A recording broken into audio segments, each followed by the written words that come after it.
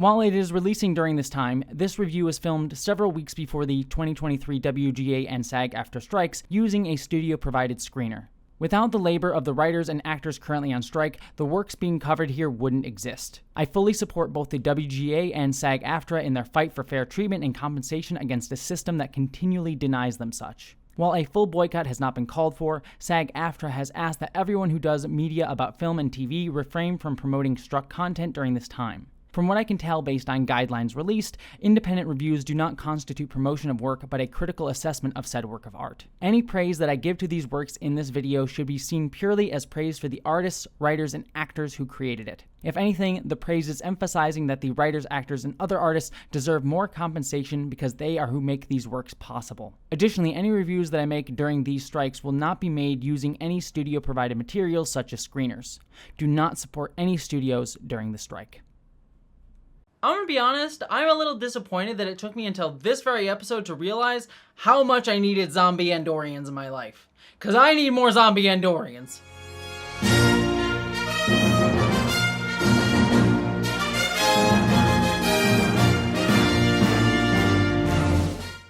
Hello interwebs, I hope you're all doing well, and I am here to review the latest episode in Star Trek Strange New Worlds Season 2, this time Episode 6, Lost in Translation. And as always, I will stay spoiler-free up front and get into spoilers in just a moment. And I have to say, I really loved this episode.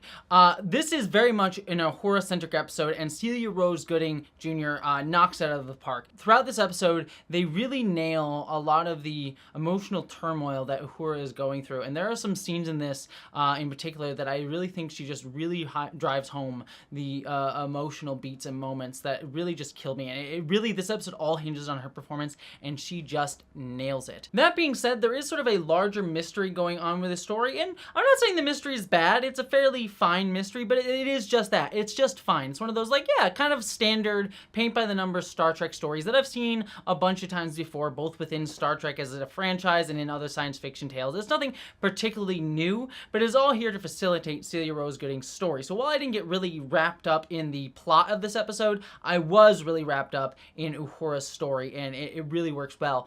On top of that, though, there are some really fun character interactions surrounding Paul Wesley's Kirk, who comes back in this episode in sort of an interesting sort of little like spice in the mix of this story in a way that is kind of fun because we get to see his interactions with Uhura for the first time. And so this is now the first canonical meeting between these two characters in a really kind of fun and enjoyable way. And there's a couple like interesting little quirks with that relationship that evoke the Kelvin timeline and specifically, but also sort of showcase us this version of Kirk and how this version of Kirk grows into the William Shatner version we see in the original series, as opposed to the Chris Pine Kirk, who is kind of a different character, even though sort of kind of evoking the same sort of style. So I love seeing all of those beats in here. Also, the relationship between Kirk and his brother Sam, which we've never gotten to see on screen before.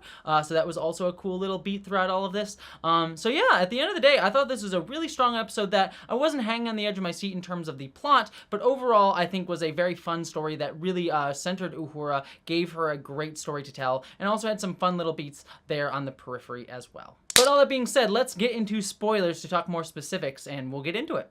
So we start the episode with a little bit of exposition where we learn that they are at a stellar nursery where there is a deuterium refinery station, which is going to be sort of the kickoff place for the rest of the frontier. And the other reason that Starfleet is building this deuterium refinery station here is because it's near Gorn space, which is starting to become more and more hostile, as we learned from last season and also the premiere of this season. It was nice to get that reiterated because we haven't had many Gorn episodes this season. My assumption would be they're probably saving that for the finale or close to, because there'll probably be a big Gorn episode by the end of the finale. So I'm excited to see where they're going with that. So it's nice to get a little reminder of that here in the background. But ultimately, Uhura has been burning the candle at both ends and is a little bit exhausted, which everyone is sort of telling her she needs to take a break, which is sort of a big impetus of her trying to avoid her feelings by sort of focusing on her job too much throughout this episode. But Uhura does get a strange signal, and we get a nice little scene where she goes down to try and fix possibly her station, recalibrate it, and she's watching a video with Hemmer. And it was so nice to see the Hemmer actor back again. One of the, I think, biggest, I don't even want to say a mistake, but one of the things I have mixed feelings about from season 1 of Strange New Worlds is Hemmer's death. I loved Hemmer so much, and it was sad to see him go a little bit too early, frankly. So it's nice to see him get to come back here, an emotional story that sort of deals with that and Uhura's feelings on his death. And we get to see a little moment where she interacts with Pella, who has taken over over his position. And while this emotion will get expressed somewhere later on with a different character, you can still see this with Uhura, that she's been avoiding Pella because of what her relationship with Hemmer was, and seeing Pella reminds her of that, so she avoids anything that reminds her of that situation. And that'll come up again later on with a different character with Pella, but you get to the subtle feeling of it here with Uhura as well.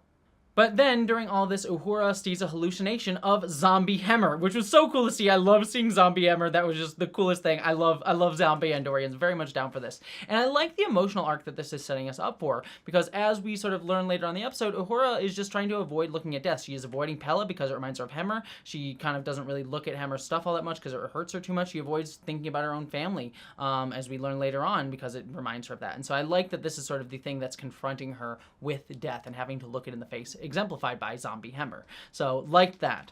But from there, we then get a couple beats with Una and Pella over on the Deuterium station trying to get it to work, and we start to see this conflict between the two of them. And Una not really respecting Pella at all. And yeah, Pella's a little bit grating and a little bit weird and strange, but Una starts off antagonistic. It's not just like she doesn't like her style, it's just she starts off not liking her. And I like that sort of get reiterated through the episode, that Una's kind of coming up with excuses to justify her anger rather than actually confronting where it's really coming from. And I like those beats, as we'll see throughout this. But Pella also, too, being kind of, skirting the rules, not necessarily one for the chain of command, as it were. So ultimately, there being justifiable reasons that she's called out at certain points. But then this leads to something I didn't really expect to see, but I really like seeing, was that we get Paul Wesley Kirk appearing on the Enterprise, his first time appearing on the Enterprise, and we get a lot of TOS first here. So first time Kirk gets to see the inside of the Enterprise, and also technically not the first time we've seen live action Paul Wesley Kirk is the actual prime timeline Kirk. We got a little bit at the end of episode 3 of this season, but this is the first time we get him for the entirety of the episode as actual prime timeline Kirk. And I love seeing his interactions with Sam, because while Sam appeared in, I forget the episode name, but one of the episodes of the original series, it was just his dead body, as played by William Shatner.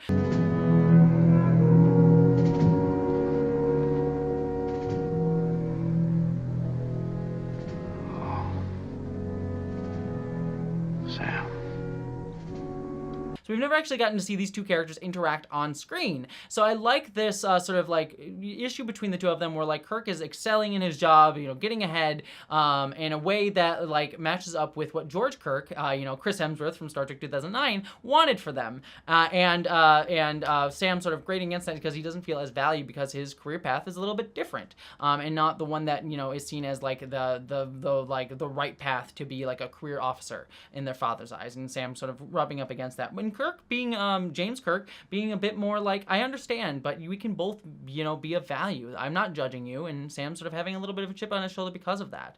So it was a nice little conversation to see the relationship between these two men that we never got to see before.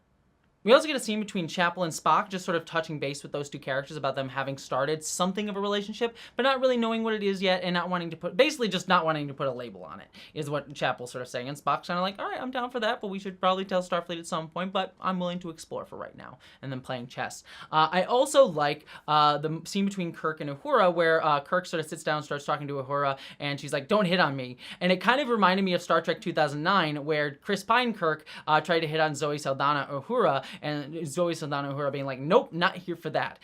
And a shot of Jack, straight up. Make that 2 shots on me. Her shot's on her.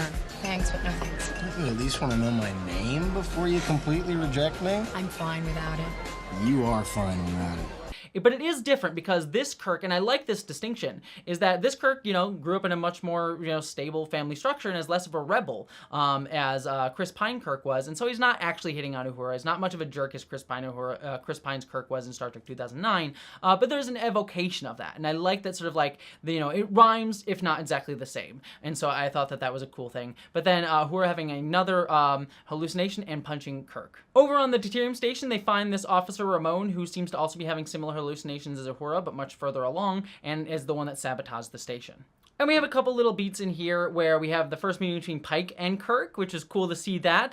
We know that Pike met alternate universe Kirk at the end of season 1, but this is the first time him meeting official prime timeline Kirk. And so I liked that meeting of the mind and them both being concerned for Uhura and having worry for her and her hallucinations. They take her down to the med bay where they also meet Ramon, who is dealing with the same sort of thing, and he escapes and they have to go and find him. Not a lot to say here. Uhura has another hallucination. They go and look for Ramon, but they can't find him.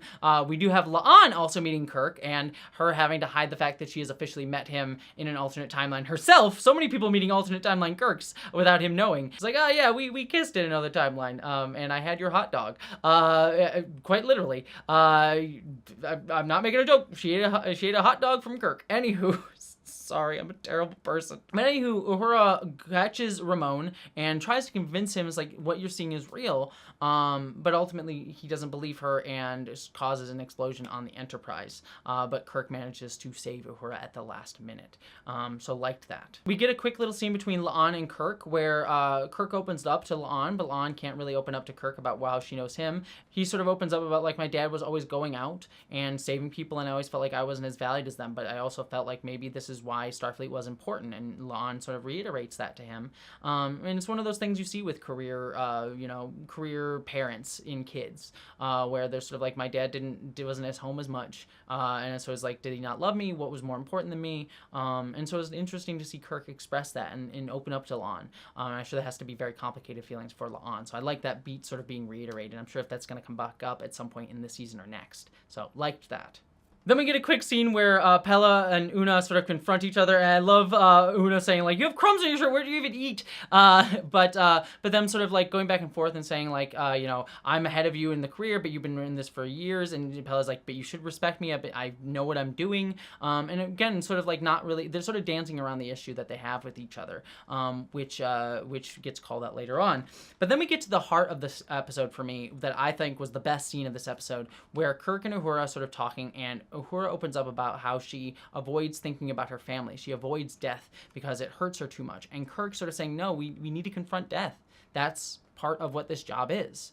And it sucks and it hurts, but we need to be able to do this job. And also to be human, we need to deal with the pain and understand that pain is part of ourselves. This is something that I noticed is kind of a running theme throughout this season. I mentioned it back in episode 4 in my review, but a running theme of this season has been like needing to integrate the difficult parts of our life, the traumas and pains of our life to fully be our full selves, to live our full selves. Even the pain and the hurt is part of who we are, and having to come to accept that. And that's been reiterated several times in different episodes throughout the season in different ways, both personal, cultural, political, and I really like that as a running theme, and that gets reiterated here. And Celia Rose Gooding plays this so well. Watching the video with Hemmer, it like made me tear up a little bit, and her finally confronting death and understanding that it's a part of who she is, I thought was so strongly portrayed, and what made this episode stand out for me. If it was not for their wonderful performances of horror this episode would not be half as strong, because the plot's okay,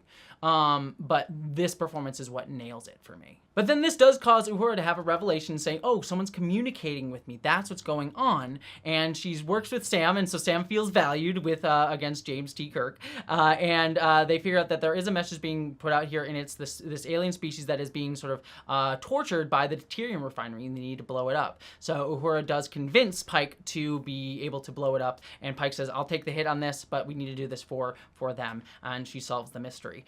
So I thought that this was a clever little ending. Again, I've seen this storyline before. This isn't anything new. The whole like, oh, we're accidentally torturing the alien species without knowing it thing has been done to death a bunch of times. There's even been like twists on it within like Star Trek Discovery, kind of had the opposite end of this with like species 10C being the species in Star Trek Discovery season 4 that was like the species doing harm to us without realizing it. Same thing here, just the other roles reversed. So Star Trek's done it a bunch of times in different ways, but it's all here to facilitate Uhura's story, which works brilliantly. And during all of this, too, Uhura confronts the vision of her dead family and has to walk through it to be able to accept death as part of her life. And because of that, she's able to, see Hemmer as like a hallucination as well. That sort of smiles at her and lets her know that, this is she can accept death, but also that she saved the deuterium alien. So loved all of that. We also get a final scene between Una and Pella, where Pella sort of says, look, I get why you're angry at me, and it's because I remind you of Hemmer, and that hurts you, and that's why you're sort of lashing out, because you're feeling this emotion and you're putting it on me when you're not. And she understands, and that allows them to be able to move forward. And I think that's the same thing that Uhura was dealing with when she saw Pella earlier on in the episode, but a lot of characters I think were feeling the same exact thing, and so Pella sort of acknowledging and saying like, this is what I need to say to move forward, because you shouldn't put that on me, but I also understand. And I think that was a beautiful little moment. And then this leads us to the final scene of the episode where we get Uhura and Kirk having a little meet and just sort of like hanging out, and then Sam being like, I value you, Kirk, and then Kirk not giving it back, and it's just this awkward moment between the two of us, like, all right, fine, screw it. I won't say anything. I thought that was hilarious and adorable. But then we get probably, in terms of the larger scope of Star Trek, probably one of the most important moments in Star Trek history, which is Kirk and Spock meeting for the first time. It was cool. I love that it was subtle. It wasn't like this big moment where it was like, oh my god, they're meeting, it's this big deal. No, it's just they meet at a bar, which feels appropriate for those two. And we get Uhura, Kirk, and Spock sitting down for just to chat for the very first time. A very momentous moment in Star Trek history. And I like that it was somewhat underplayed, but also given the final moment of the episode, so it shows that it's important. So I really loved that. I thought it was a very nice, subtle moment to end the episode on. So with that all being said, this was great. Like I said, the plot didn't knock me out of the water, but Celia Rose's gooding performance as Uhura and the story that Uhura gets to go through on this episode, I think is what nailed it for me. So I really liked it overall, but I'd love to hear your thoughts too. What did you think of this? Did you like Paul Wesley Kirk finally getting to play more primetime line Kirk? I'd love to hear all of that down below, but beyond all of that, I hope you all, my friends, live long and prosper.